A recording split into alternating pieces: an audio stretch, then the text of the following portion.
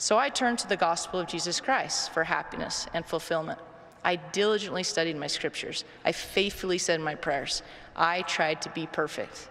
But even living an obedient life and doing as I thought I should did not bring me the promised happiness.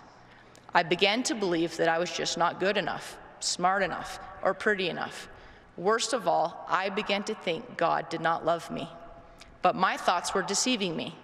In college, I was introduced to Dr. Richard Heaps, a psychologist here at BYU. He taught me that the happiness I sought wouldn't just come.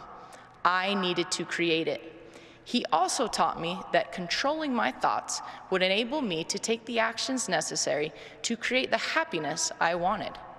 He taught me that every thought and action I had each day needed to lead me towards the happiness I desired or the things I wanted in life.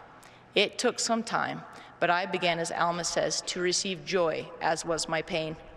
I also learned that to think and act for myself, I could use my agency, as we all can, to build an armor to protect ourselves against the devil's greatest tools of self-defeat, discouragement, and the lack of self-belief that we just weren't born good enough for God's love.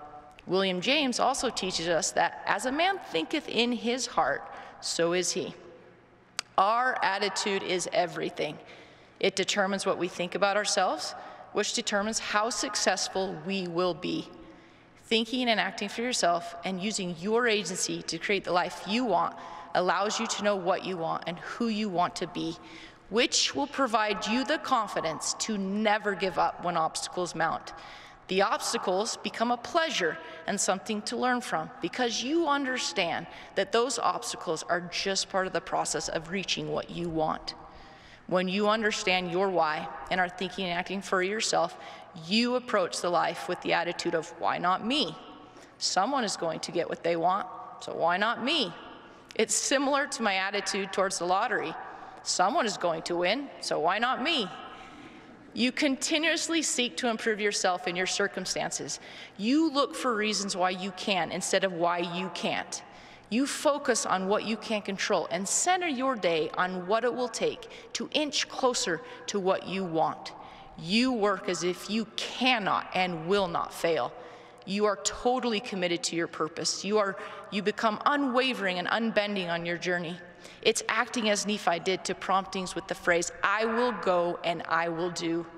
It's being able to continue to act, even though your plans didn't work out the first time, and your brothers Laman and Lemuel doubt and ridicule you, but you persevere and try again until you succeed, because it is your purpose. It's having the attitude of confidence, like the stripling warriors, acting without fear because they did not doubt. To become a champion in life is to discover your why. Learn to think and act for yourself and use your agency to create the life you want. You are the author of your own story. What you write is up to you. Will you take control of your divine birthright and be heroic, or just someone trying to get by?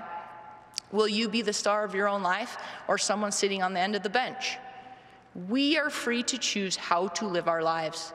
We are free to choose what we are going to think about ourselves. No one can stop us, as the millennials would say, from living our best life. Yet, many people choose not to live their best life. They are choosing to believe that they don't have a chance, that the competition is better, tougher, and more skilled than they are.